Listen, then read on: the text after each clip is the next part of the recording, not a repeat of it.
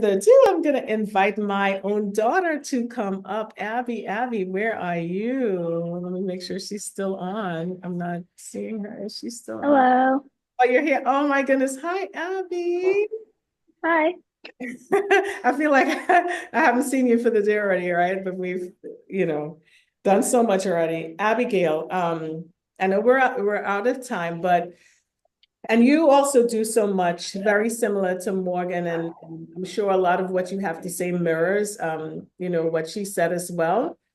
But if it's one thing that I'm going to ask you to talk about, is your role as a caregiver. For those of you who don't know, Abby's brothers, my two youngest children, are challenged with autism. And so it's not an easy walk. And when I tell you, I tell Abigail every single day, I cannot do life without her. I really can't, and I mean it. Can you just share with us, what it's like being a caregiver, and in particular, the caregiver that you are? What are those qualities that allows you to be able to do it so effortlessly, and I don't have to worry if ever I have to step out and leave you with the boys. I don't ever have to worry, and I know that you and they too will be okay. What are those characteristics? Um, I feel like when you're a caregiver, you learn how to um develop patience and understand patience and be patient with, you know, people with intensive needs.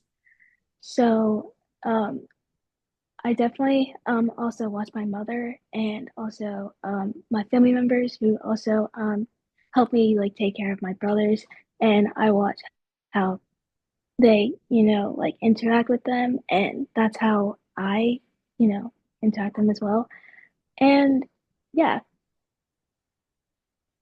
Well, growing up, I often heard, not necessarily by my family, but it was just a thing, a cultural thing. Do as I say and not as I do. But you just spoke to that.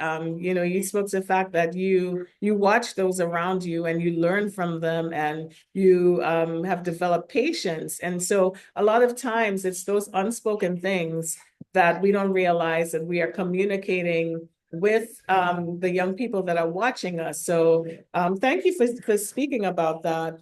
Um, Abigail, you always come up with ideas to serve, right? Like recently, you made cards to when we were going to feed the hungry and the unhoused, and for Valentine's Day, we went out and took cards for seniors who live at a particular senior residential facility. What inspires you to do that?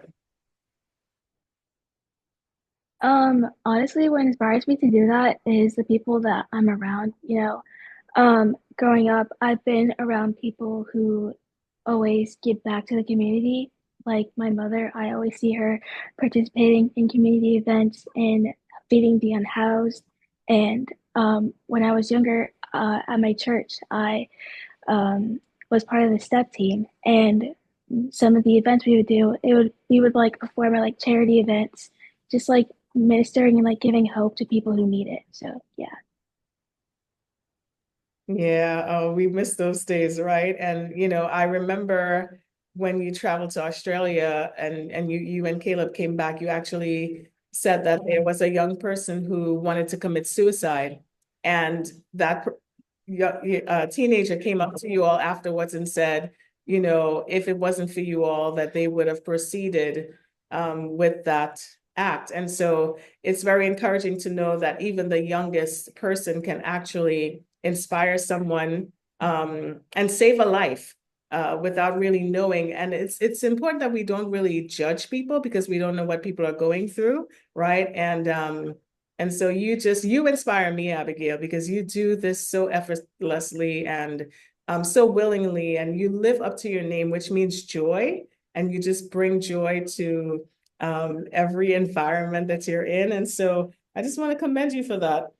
I didn't ask Morgan this question, so I'll definitely come back and ask her this really quickly after I ask you. But what is that one wish that you have in one word? Um, one wish that I have is kind of been what everyone's saying is like peace in the world and like understanding. Like I feel like if people um learn to like look at certain situations through other people's like perceptions, then like it would also like fix a lot of the problems in the world today. So yeah.